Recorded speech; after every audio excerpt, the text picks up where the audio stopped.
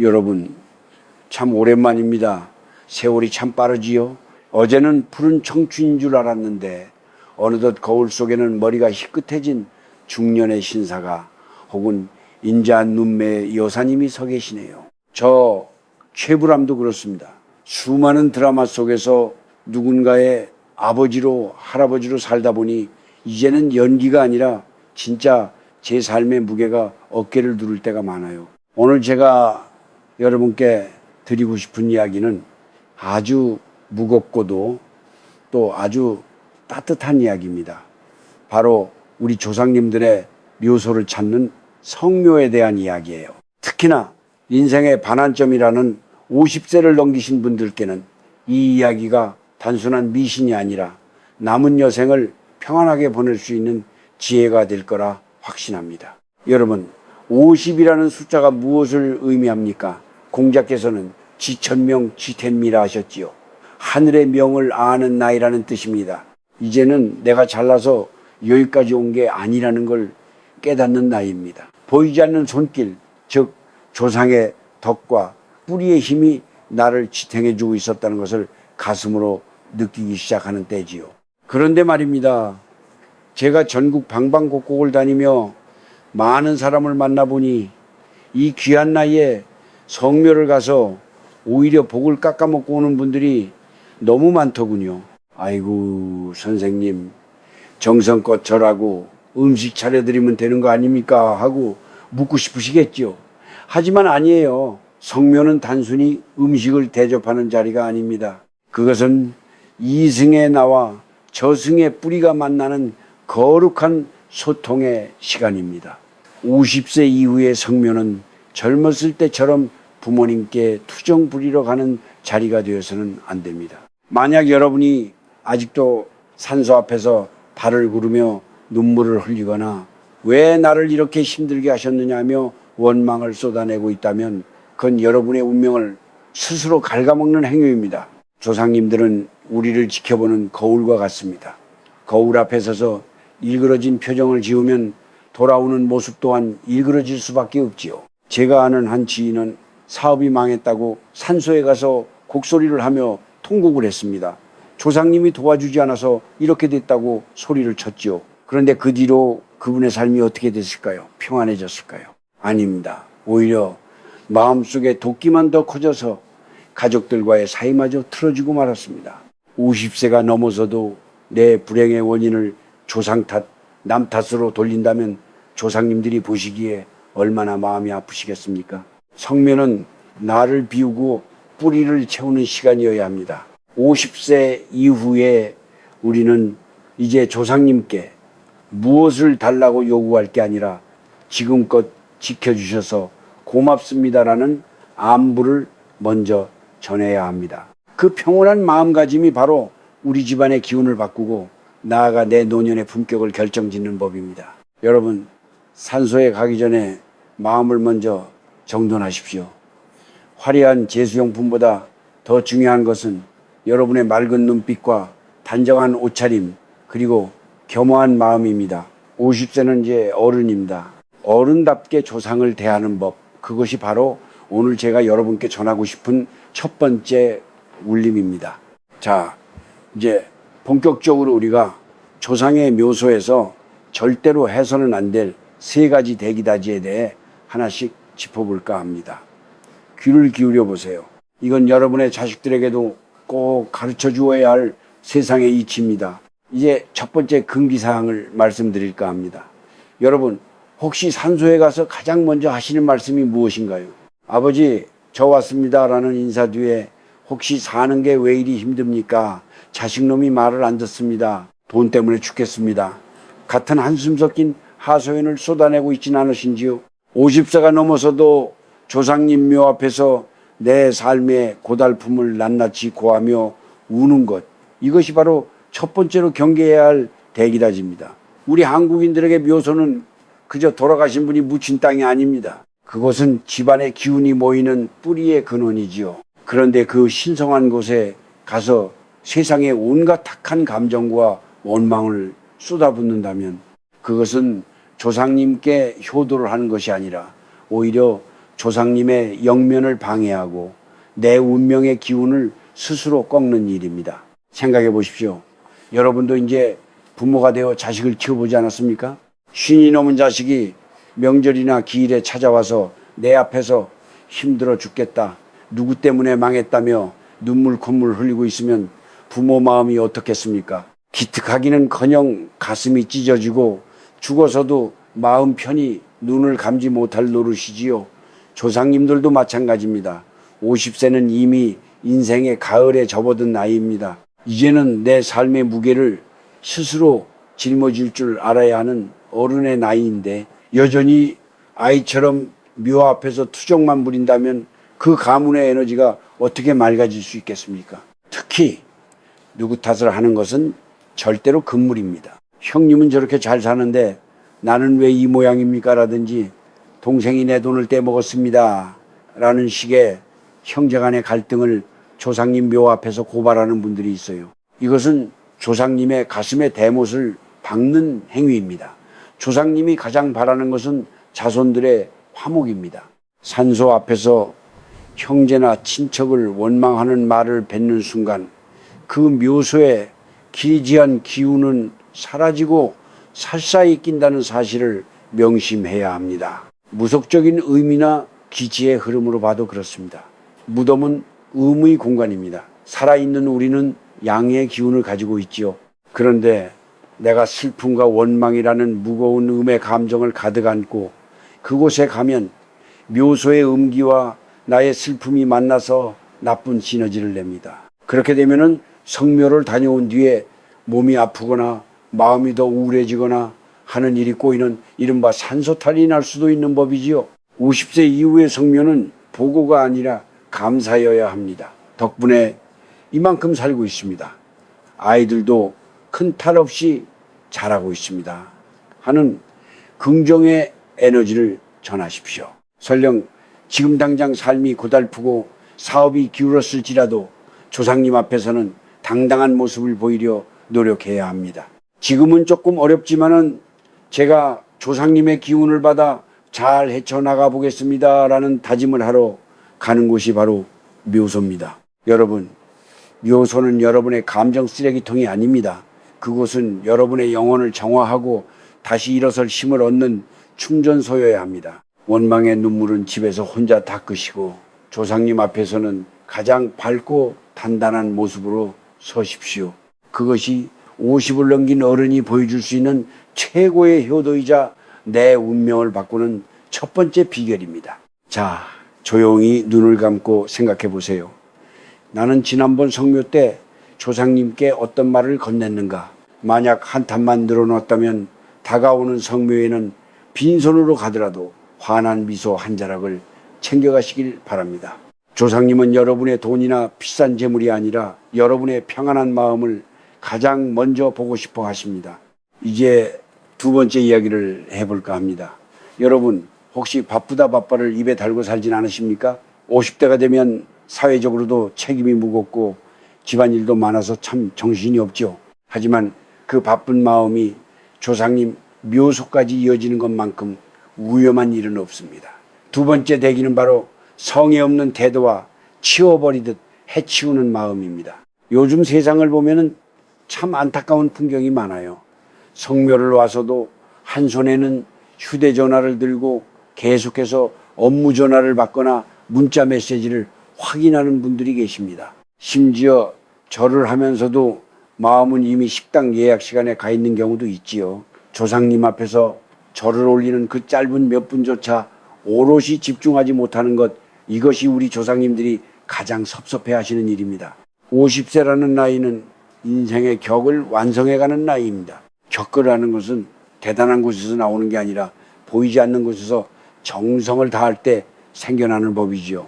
어차피 돌아가신 분이 뭘 알겠어 라고 생각하신다면 큰 오산입니다. 정성은 공기 중에 흐르는 에너지와 같습니다. 여러분이 대충 차린 제수용품, 대충 올리는 절, 대충 깎아놓은 풀, 그 대충의 마음은 그대로 여러분의 삶으로 돌아옵니다.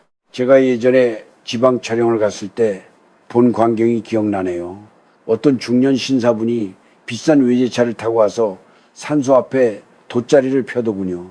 그런데 재물을 차리는 손길이 어찌나 급한지 과일은 씻지도 않은 채 대충 올리고 술 한 잔 부어놓고는 5분도 안 돼서 자리를 뜨더라고요. 그 뒷모습을 보는데 참 쓸쓸합디다.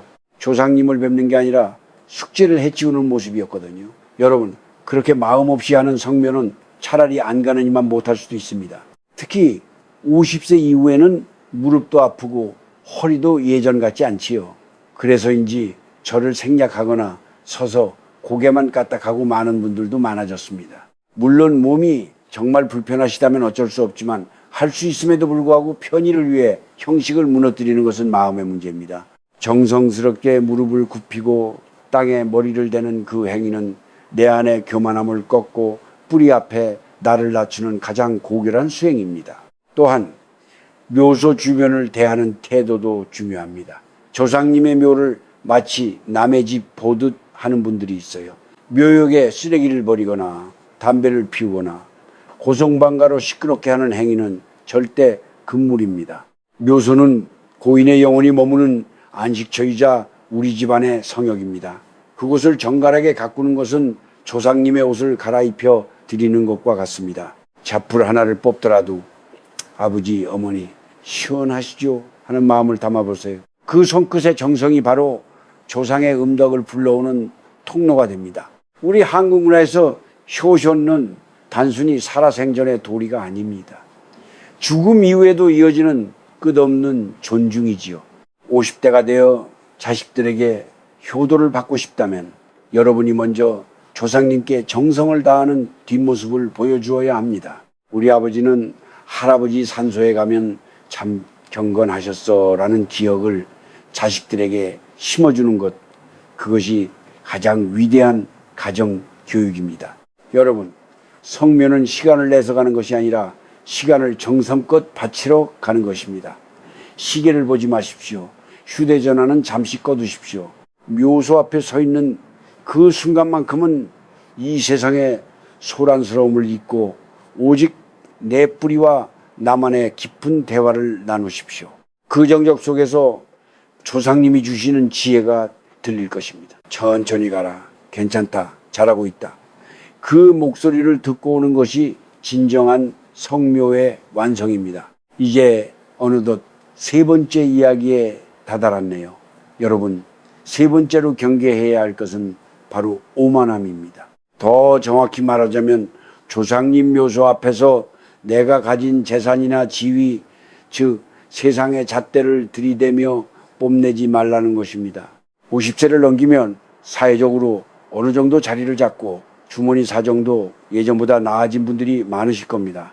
하지만 그 성공이 과연 오롯이 여러분만의 공일까요? 세 번째 대기는 성묘를 가서 자신을 드러내려는 마음입니다. 어떤 분들은 산소에 갈 때 일부러 가장 비싼 옷을 입고 번쩍이는 보석을 걸치고 입구에서부터 큰 소리로 자기 자랑을 늘어놓습니다. 내가 이번에 빌딩을 샀네. 내 자식이 이번에 고위직에 올랐네. 하며 마치 조상님께 성적표를 자랑하듯 떠들어대지요. 물론 조상님께 기쁜 소식을 전하는 것은 좋은 일입니다. 하지만 그 밑바탕에 나 이만큼 잘나지 않았느냐는 오만함이 깔려 있다면 그것은 큰 실례입니다. 무덤이라는 것이 어떤 것입니까? 결국 우리 모두가 돌아갈 것이며 세상의 모든 권세와 부귀영화가 한 줌의 흙으로 돌아가는 겸허한 장소입니다.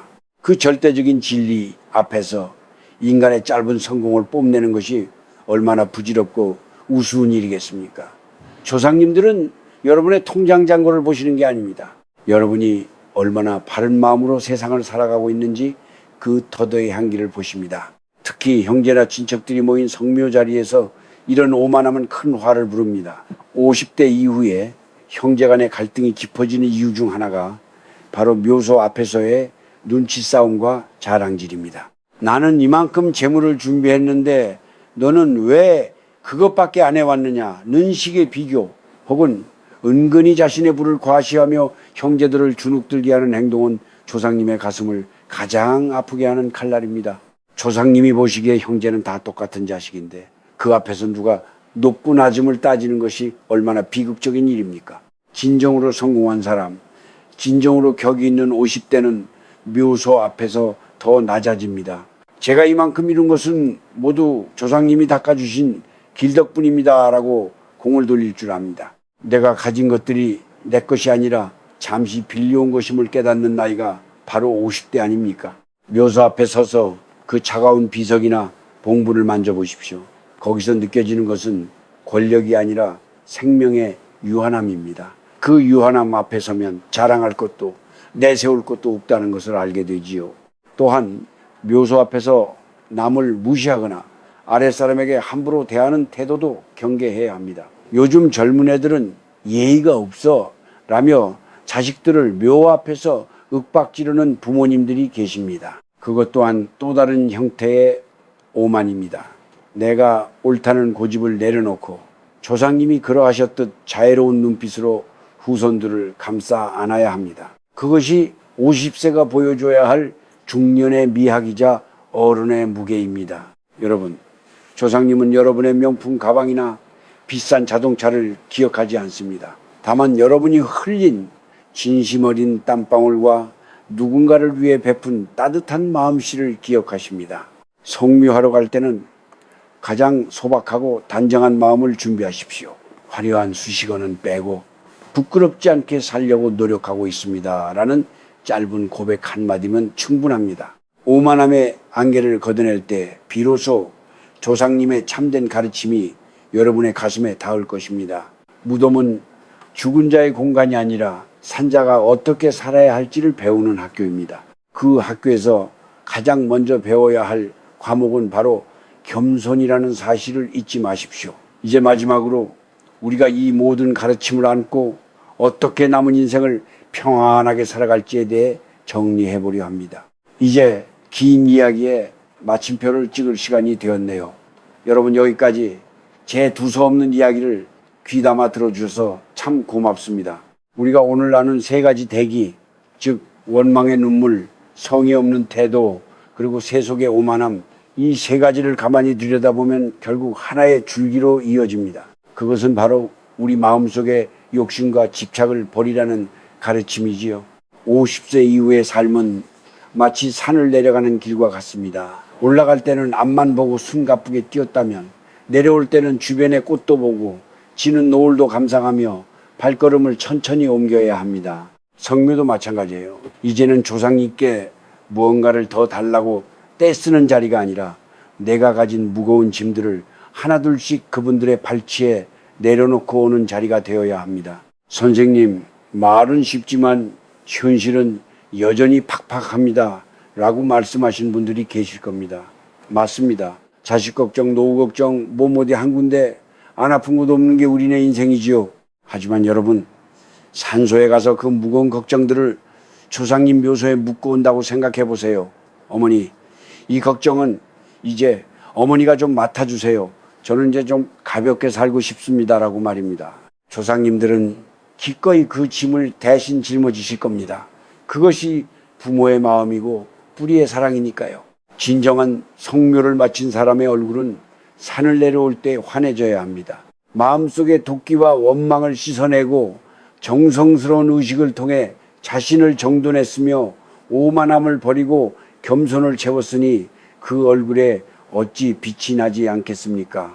그렇게 평온해진 마음으로 집에 돌아가면 신기하게도 꼬였던 일들이 하나둘 풀리기 시작합니다. 내가 바뀌니 나를 대하는 가족들의 눈빛이 바뀌고 내 주변의 공기가 맑아지는 것이죠. 이것이 바로 우리가 그토록 바라는 조상의 덕이자 운명 개척의 실체입니다. 이제 여러분께 마지막으로 드리고 싶은 말씀은 아름다운 뒷모습에 대한 것입니다. 우리도 언젠가는 저 무덤 속의 주인공이 되겠지요. 세월에 장사 없다는 말처럼 우리도 누군가의 조상이 되어 자손들의 성묘를 받게 될 날이 올 겁니다. 그때 여러분은 자식들에게 어떤 기억으로 남고 싶으신가요? 우리 아버지는 늘 세상 탓만 하셨어 라는 기억일까요? 아니면 우리 아버지는 참 마음이 넉넉하고 향기로운 분이셨어 라는 기억일까요? 오늘부터라도 늦지 않았습니다. 50세 이후의 삶은 어른으로서의 품격을 완성하는 시간입니다. 남이 나를 알아주지 않는다고 서운해하지 마십시오. 누군가 나를 무시하더라도 허허 웃으며 넘길 수 있는 여유를 가지십시오. 묘소 앞에서 배운 그 겸허함과 평정심을 일상으로 가져와 보세요. 화가 날 때는 조상님의 고요한 묘소를 떠올리며 숨을 한번 크게 들이마셔 보십시오. 성묘를 다녀온 뒤 여러분의 거실에 앉아 차 한 잔을 마시며 스스로에게 이렇게 말해 주십시오. 수고했다. 여기까지 잘 왔다. 이제는 조금 천천히 가도 괜찮다. 그 따뜻한 위로가 여러분의 남은 생을 지탱해주는 가장 큰 힘이 될 것입니다. 자, 이제 제 이야기는 여기서 마칩니다. 비가 오나 눈이 오나 그 자리에서 우리를 묵묵히 지켜봐 주시는 조상님들처럼 여러분도 여러분의 가정에서 든든한 버팀목이 되어 주시길 바랍니다. 여러분의 앞날에 늘 평안과 건강이 깃들기를 저 최불암이 진심으로 기도하겠습니다. 여러분, 오늘도 참 좋은 날입니다. 부디 평안하십시오.